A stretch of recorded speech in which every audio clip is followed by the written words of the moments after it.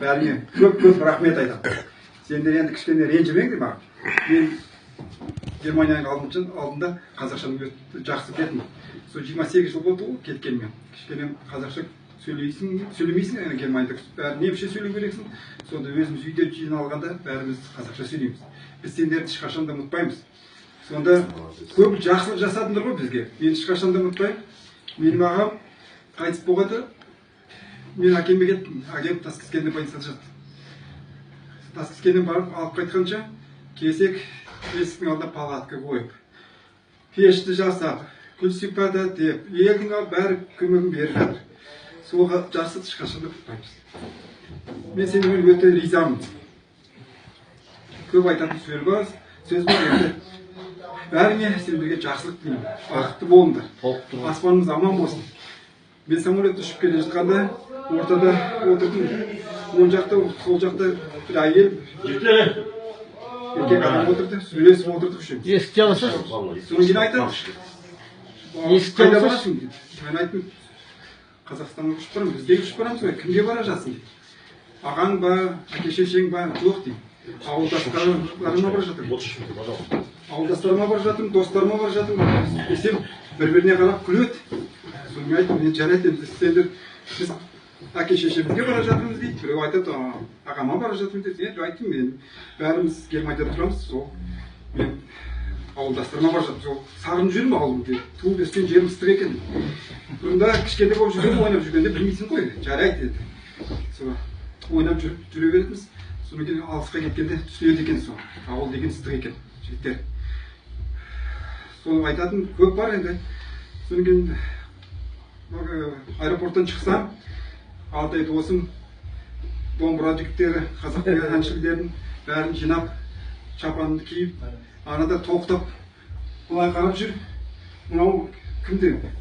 Маған айтады, мынау достым, айттым, біреуге айттым, Сашка деген жігіт ол, 68 жасымын дейді. Ой, мынау керемат қой дейді. Менің ағам келген жоқ дейді, мені халық қарсы алу керек. Алтайда базар жоқ, кім сені де апарып түсеміз дейді.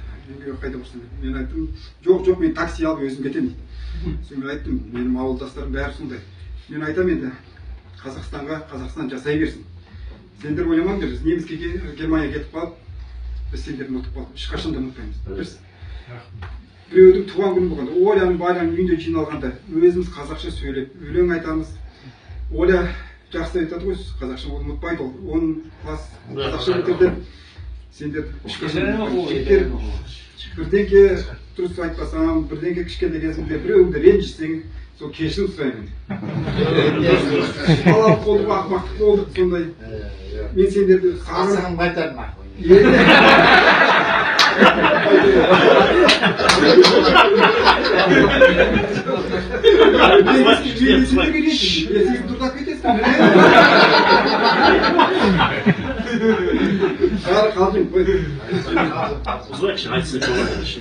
Енді бәріңе шын жүректен айтамын, жақсылық тілеймін.